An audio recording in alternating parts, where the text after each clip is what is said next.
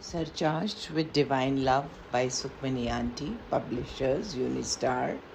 अध्याय 35 का आखिरी भाग आज हम पढ़ रहे हैं। इस अध्याय का शीर्षक है गुरु, और आज जो भाग हम पढ़ रहे हैं इसका शीर्षक है जो बीजोगे वही काटोगे। हम सभी जानते हैं कि हमारे पिछले जन्मों के कर्म ये निर्धारित करते हैं कि हम कहाँ पैदा हुए हैं, हम कैसे जीते हैं और हम किन कष्टों से गुजरना पड़ता है। इस नियम में गुरु के अतिरिक्त कोई भी हस्तक्षेप नहीं कर सकता। गुरु की शक्ति कर्म के नियम से कहीं आगे जाती है और कर्म संबंधी घटनाओं को बदल सकती है।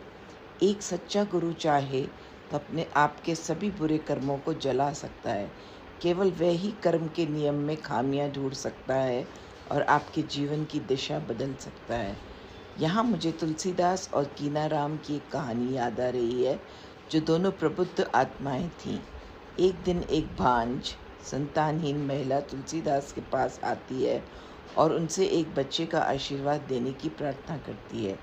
तुलसीदास ने अपनी शक्ति से उसके कर्मों को देखा और पाया कि ना तो इस जीवन काल में और ना ही अगले 7 जीवन काल में एक भी संतान होगी। वे उसे यह कहकर भेज देते हैं कि उसके भाग्य में कोई संतान नहीं लिखी है। महिला का दिल टूट जाता है और वह बाबा कीनाराम के पास जाती है और उनसे उसकी मदद करने के लिए कहती है। वह बाबा कीनाराम को सब कुछ बताती है जो तुलसीदास जी ने उन्हें बताया था। कीनाराम भी उसके कर्मों के रिकॉर्ड को देखते हैं और तुलसीदास द्वारा देखी गई हर बात की पुष्टि करते हैं। महिला रोने लगती है और उनसे मदद की गुहार लगाती है। कीनाराम थोड़ी देर के लिए ध्यान करते हैं और एक बचाव का रास्ता ढूंढते हैं। वे उसे आश्रम में एक नीम के पेड़ के पास ले जाते हैं जिसे उन्होंने खुद लगाया था। उन्होंने पेड़ से कहा, आपके सैकड़ों बच्चे हैं, कृपया एक को इस गरीब आत्मा के साथ साझा करें। कुछ क्षण मौन और ध्यान के बाद वह महिला से कहते हैं कि उसे जल्द ही एक बच्चा होगा। समय आने पर महिला एक बच्चे को जन्म देती है और यह खबर सुनकर तुलसीदास यह देखने के लिए ध्यान में चले जाते हैं कि उनसे कहीं कुछ छूट तो नहीं गया था।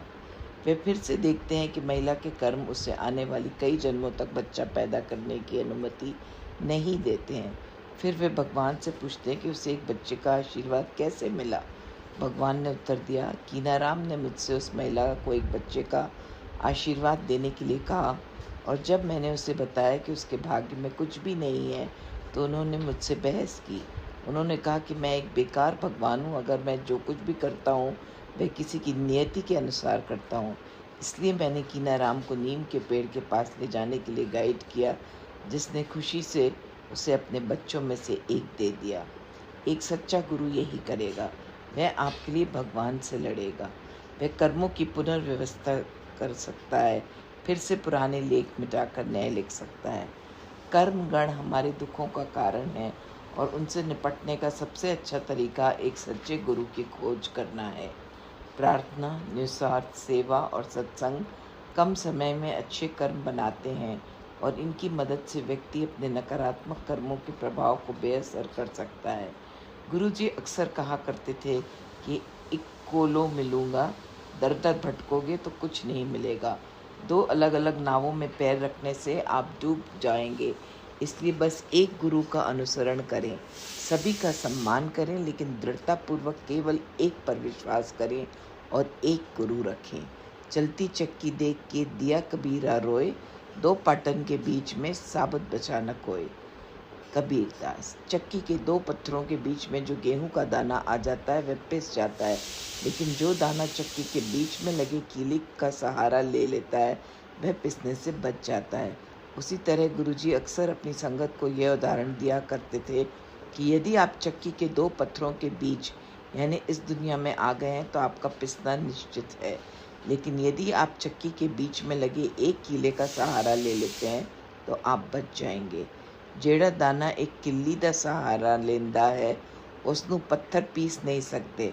बीच का कीला या कीली आपके गुरु का प्रतीक है। एक का ही सहारा लो। अनंतम शुक्राना गुरुजी।